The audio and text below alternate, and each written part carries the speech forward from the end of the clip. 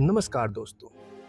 आज के दौर में अगर भारत की सबसे बड़ी समस्याओं में किसी एक समस्या का नाम लिया जाए तो वो है रोजगार। देश के कई बड़े राज्यों में पढ़े लिखे युवा नौकरी की तलाश में दर दर भटक रहे हैं। कहीं फैक्ट्रियां बंद हो रही हैं तो कहीं निजीकरण और ऑटोमेशन ने रोजगार के अवसर कम कर दिए हैं। लेकिन इन्हीं सब के बीच भारत का एक राज्य ऐसा भी है जहां लॉटरी सिर्फ किस्मत का खेल नहीं बल्कि लाखों लोगों के लिए रोजी रोटी का जरिया है। जी हाँ, हम बात कर रहे हैं केरल लॉटरी की। आज भारत के कई राज्यों में ग्रामीण इलाकों से लेकर शहरों तक बेरोजगारी एक गंभीर चुनौती बन चुकी है। सरकारी नौकरियां सीमित हैं, प्राइवेट सेक्टर में स्थिरता नहीं है और छोटे व्यापारों पर महंगाई की मार है। ऐसे में सवाल उठता है, क्या कोई ऐसा मॉडल है जो कम पढ़े लिखे बुजुर्ग, महिलाएं और गरीब वर्ग को रोजगार दे सके?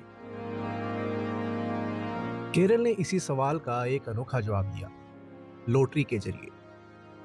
केरल लॉटरी कोई निजी या अवैध जुआ नहीं है। यह केरल सरकार द्वारा संचालित एक आधिकारिक योजना है।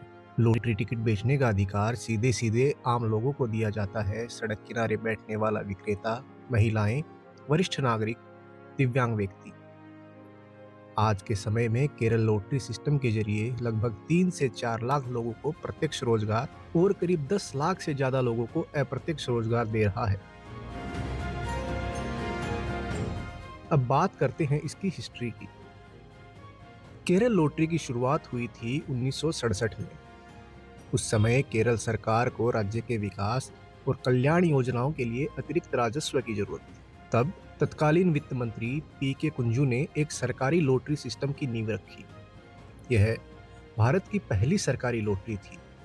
उद्देश्य था बेरोजगारी कम करना, अवैध जुए पर रोक लगाना, सरकार के लिए पारदर्शी राजस्व बनाना। धीरे धीरे यह मॉडल इतना सफल हुआ कि आज केरल लॉटरी एक पूरा इकोनॉमिक इकोसिस्टम बन चुकी है। अगर हम आंकड़ों की बात करें, केरल लॉटरी आज से हर साल हजारों करोड़ रुपए का टर्नओवर होता है। सरकार को मिलने वाला राजस्व शिक्षा, स्वास्थ्य और सामाजिक योजनाओं में लगाया जाता है।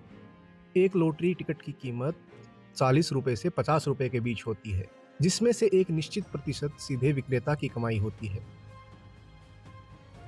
लॉटरी टिकट विक्रेता रोजाना 500 से 1000 रुपए तक कमा लेता है। त्योहारों पर बम्पर ड्रॉ के समय यह कमाई और भी बढ़ जाती है। यह मॉडल खास इसलिए भी है क्योंकि इसमें न तो बड़ी पूंजी चाहिए और ना ही ऊंची डिग्री। जहां कई राज्यों में लॉटरी को पूरी तरह बैन कर दिया गया है, वहीं केरल ने इसे रेगुलेट और सोशलाइज किया। परिणाम यह हुआ कि अवैध सट्टेबाजी कम हुई, सरकार को टैक्स मिला और आम आदमी को रोजगार।